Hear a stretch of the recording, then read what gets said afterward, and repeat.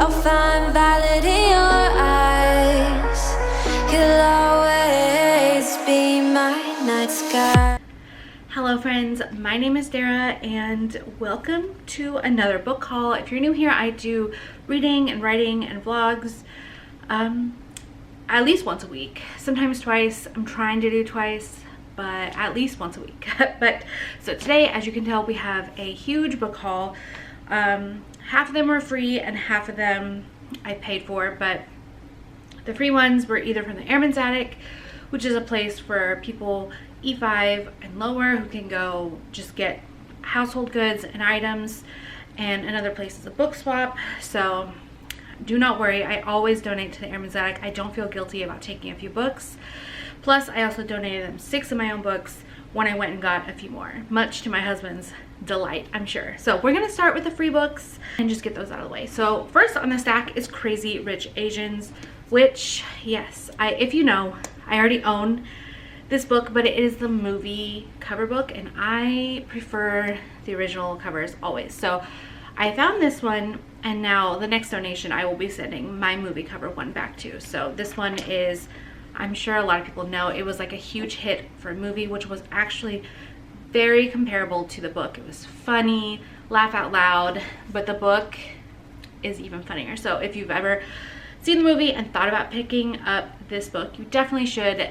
It had me laughing even more than the movie, but definitely a great book. I also picked up Before We Were Yours by Lisa Wingate, and this one is set in 1939 and is a historical fiction about, I want to say, an orphanage. Yeah, these two children get sent to an orphanage and you're following their story, and I've heard really good things about this book, so I saw it and I was like, yeah, I need that. Thanks. Next up is Jodi Picoult, Lone Wolf, with a sticker half off. And I don't think I really talk about her much on my channel, but man, okay, back when Claire was itty bitty, we're talking like 8 years ago, she was still in a crib. I was obsessed with Jodi Picoult. Okay, I read her all throughout high school and the early days of being a mom, and I don't own any of her physical books. I have them all on Kindle because back then I did collect a lot of books, but back then I was always buying ebooks and stuff. But I found this and I actually never finished this one on my e-reader. For some reason, this was the last book, I just never finished hers. So I thought I would pick up the physical copy. You can tell it's well loved. It's got some marks on it and stuff. The next two are sort of for me and my husband and I, because they are historical. Not only am I writing historical fiction, but I love learning about history as well. And Andrew is a huge history buff, so I honestly knew he would love this one. It was in the book exchange, and it's like almost, it seems brand new. Like, I don't think it's ever been opened or read, but it's called The War in the Pacific, From Pearl Harbor to Tokyo Bay. My husband especially likes World War II. I enjoy World War II and Civil War era, but I just knew that this would be great on his history shelf and for me to read as well. And of course, speaking of the Civil War era, I got a Lincoln book. This one obviously is about Lincoln. It is a biography told from multiple perspectives, apparently. Multiple biography. I don't understand what that means, but I love reading about Lincoln and learning about the Civil War era and all that stuff. So I saw this and I was like, yeah, I need it. And this one too is in great condition. It's based on a film, so I kind of want to read this and then watch the film. But anyways, yeah, so I got that. And I saw this one. It's called Wicked, The Life and Times of the Wicked Witch of the West by Gregory Maguire. And I was like, okay, like, you're coming with me. Because of course everyone loves Oz. Well, not everyone, I guess, but a lot of people love the Wizard of Oz. And of course, I'm from Kansas, so everyone's like, oh, you're not in Kansas anymore. Like, I've never heard that a million times, but true to my Kansas roots, I love the Wicked Witch, or I love the Wizard of Oz. And so I thought I would read this in the fall, kind of a spooky time book about yeah, The Wicked Witch. And it's got beautiful detailing up at the top of the page. I just like saw this book and it just spoke to me, you know? So I can't wait to read that. Got Vasa in the Night by Sarah Porter. I don't actually know what this one is about. I just love the aesthetic of it. And of course, at the beginning, anyways, I read the like blurb, and on the back is like quotes from authors, including Leigh Bardugo, that are all like praising this. So I do know it is a fantasy take on a folktale and modern fairy tale crackling with wit and magical mayhem. Like, okay, that sounds so cute. I need to read it. And now on to the books that I purchased at the bookstore. I did get a couple of these little paperbacks. I prefer the full-size paperbacks, or like, nah, not really hardbacks. I like paperbacks personally, but sometimes your budget just calls for a couple of these, especially when you are buying 5 other books. Also, as you guys know, on Guam, it's sometimes hard to find a lot of the books you want. So when they only come in the size, you just gotta do what you gotta do. So first off is The Nightingale by Kristen Hanna. This one, just like Firefly Lane, has gotten rave reviews, like incredible reviews. It is set in World War II, I do know that. And she writes just incredible historical fiction. You guys know The Great Alone. So good. And I have The Four Winds. I know I have a lot of unread books and I have no business doing a book haul, but like, I cannot help it. So anyways, I am really excited to read this book. I also picked up Never Let You Go by Chevy Stevens, and this one is, so this one we are following Lindsay and her daughter. So they escaped in the middle of the night, leaving her abusive husband, whose name is Andrew, by the way, which was a little weird, but it's fine. He was actually sent to jail and she started over with a new life. We love that. That's awesome.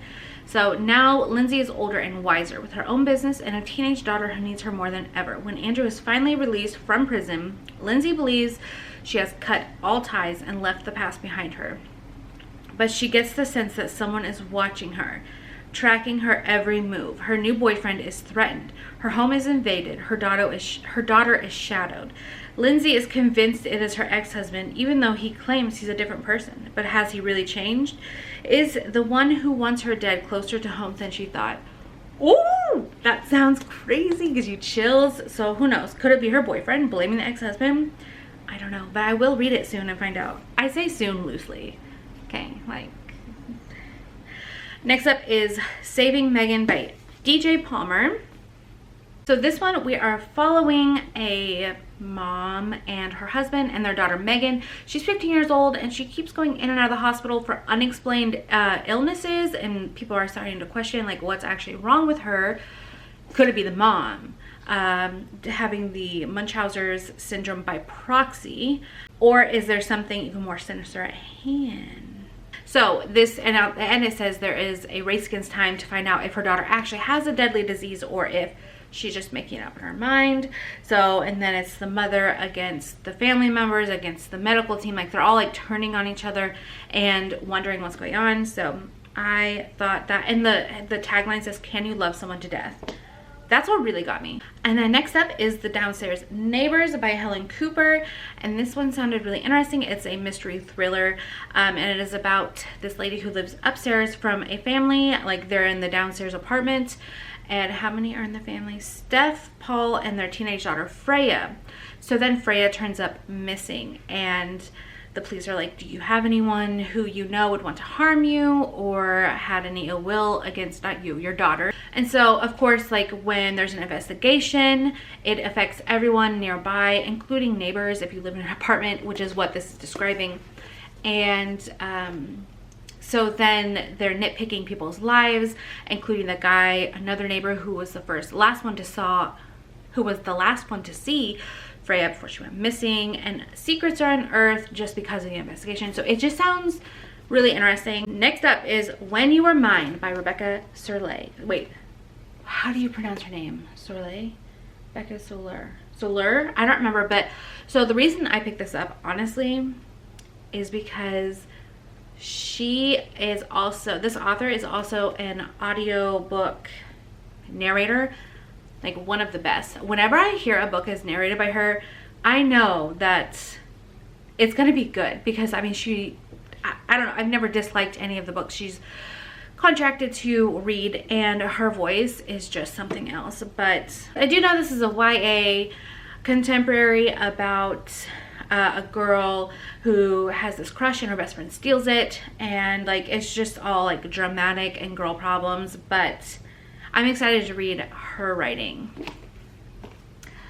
Ooh, this one, look at this chunky, I love this. And the cover is just gorgeous. It's called The Absolute Book by Elizabeth Knox. All right, so in this book we're following Taryn, who has a dark past. Her sister was killed, and her own ill-conceived revenge. She thinks it's all behind her and she can just move on with her life. She's now a successful author who wrote a book about all the things that can threaten a library, such as, like it says here, like insects, damp, light, fire, carelessness, and uncaring. A policeman, Jacob Berger, questions her about a cold case. Then there are questions about a fire in the library at her grandparents' house and the ancient scroll box known as the fire starter, as well as the threatening phone calls and a mysterious illness. The Absolute Book tells a story in which hidden treasures are recovered, wicked things resurface, birds can talk, and dead sisters are a living force. It is a book of journeys and returns from contemporary England to Auckland, New Zealand, from a magical fairyland to purgatory. Above all, it is a declaration of love for stories and the way they shape our world and create gods out of mortals. So I don't know, okay? I just really, like, something drew me to this book. The last book that I purchased is You Love Me by Carolyn Kepnes. And this one is the third, I think, and final book in the You series, which is about a guy who is a crazy stalker slash murderer. Like, not just a stalker, he takes it to another level. Like, the interesting thing though is when you read You, you're in his mind, and wow, it was just a really good book. Okay, it was very intense.